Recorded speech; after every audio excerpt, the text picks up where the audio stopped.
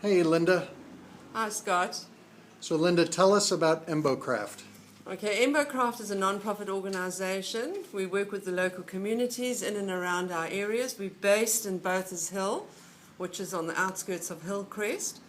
We are a skills training organization where we train local people to improve their skills in the hopes that they can become self-sufficient and support all the children left at home through all the AIDS orphans and things, and we end up training a lot of the Gorgos in the valley because they are now the breadwinners of these massive families. We are totally reliant on funding. We are a non-profit organisation, so as and when we get funding, we do the training courses, and we try very much to send the ladies home with sewing machines so that they can continue with their skills.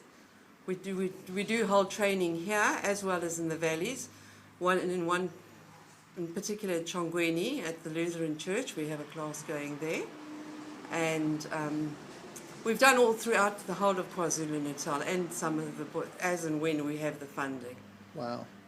What else can I tell you? Well, Linda, God bless you in your efforts to help the people of Ntshogweni and the community and the land of 1,000 hills. Yes. God bless you. Thank you. Thank you for being here. Thank you.